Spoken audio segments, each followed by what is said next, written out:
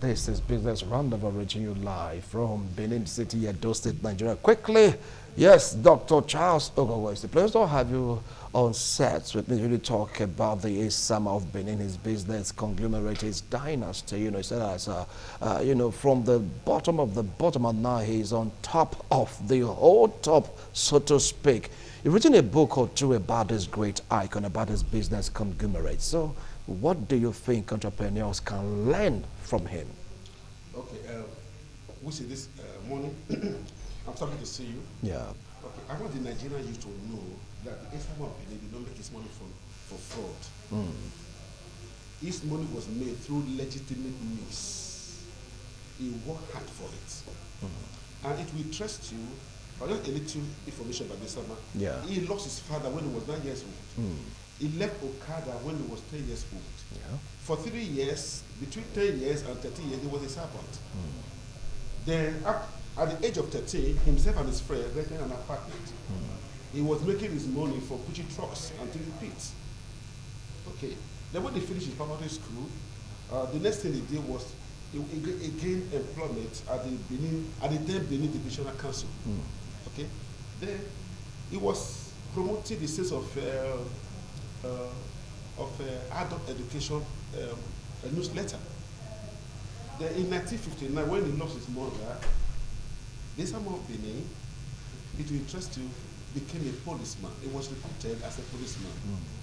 Went through his training in the police college, Lagos. Okay? Then, one thing the youth must learn from Esama is this. Esama is somebody who is naturally inclined to results. The youth, whatever department you are in life, get results for your employers. No excuses. No excuses. So as a police officer, he led a team of officers toward the recovery of 500 stolen vehicles that belonged to the Legatis Motor Limited.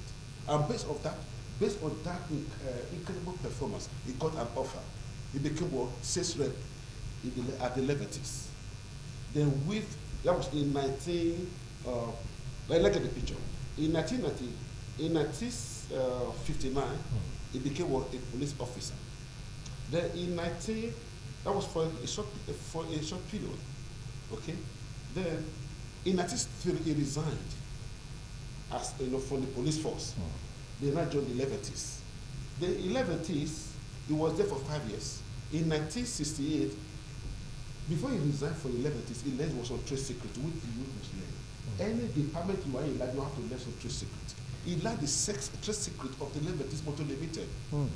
Entrepreneurial secrets, sales secrets, leadership secrets, management secrets. Based on this secret which he discovered, he went to the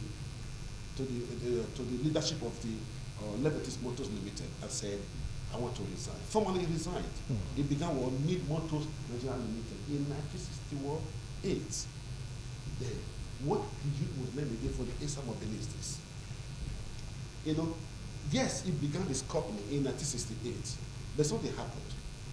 He was still a freelancer to ROT Briscoe. So one particular day, he went there for a visit. In the premises of ROT Briscoe, he saw a brochure, dirty, like a piece of paper. He picked it up. He went through it. He now saw Edo trucks of Japan. And when he got to, he perused over the brochure. Then he went to the Japanese embassy and said, how do I locate these people? He got the address, the contact. And from there, through correspondences, he was invited to Japan. And his breakthrough, he was nominated to replace that big company in Africa. And in 1972, Mid Motors assembly plant was built in Benin City, producing over 40 vehicles in a week. In a month, that's 40 times 4, 1,600. Yeah. And from all Africa, they come to Benin to buy Hino trucks of Japan. And that was a breakthrough. That was a breakthrough. From a brochure. Yes. Read by the Esama. Yes. So the youth of today, Esama led a studious life. Imagine if you had ignored that piece of paper. Let's see your life. That was how I had it built today. Another thing again, the youth, because of time, have to know about the Esama. When he got his bridging with SMB2, you know what he did? You know, he chose to become a global player by building strategic alliances with big brands like what? Chrysler International of London.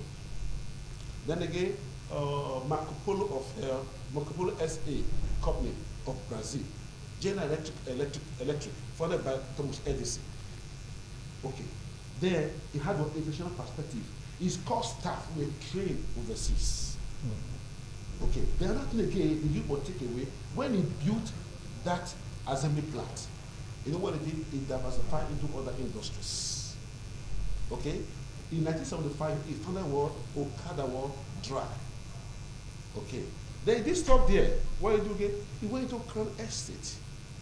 In 19, there's something I want to know about some of his brands, you know, which is very, very important, that the youth of today, they have to take over.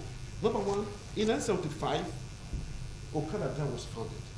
Then, in 1979, Okada Bottle Plant was founded. He went into other sectors.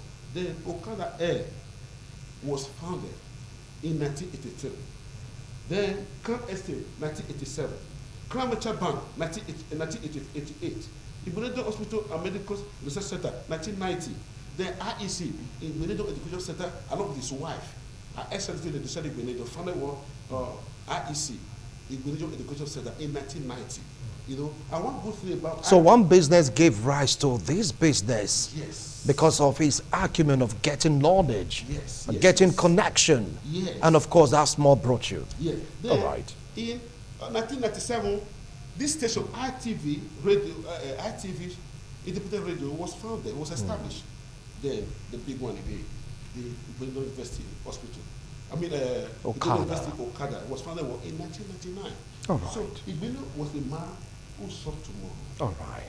He's a man, you know, who had passion for producing of adventure. He had passion for adventure. He was adventurous. He led an adventurous life. Okay, then our youth must understand it. In the beginning, Esama knew what he called the meaning of brand.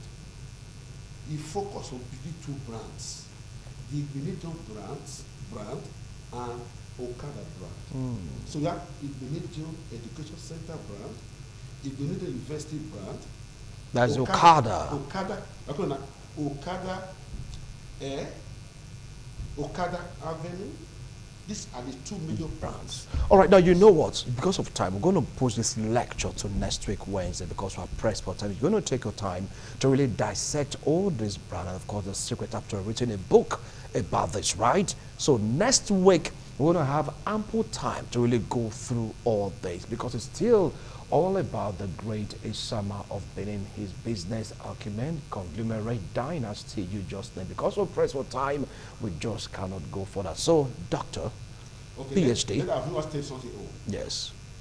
Our viewers must understand what Abraham never, the Esama of Benin never at any time surrendered to failure. To failure. When a particular brand failed, Yes. it came with a new... Not to worry, we'll talk about all this next week Wednesday. That Daisy or myself will be here to really go through each of this particular, about the success, the failure, and of course, ultimately success of the Esama of Benin.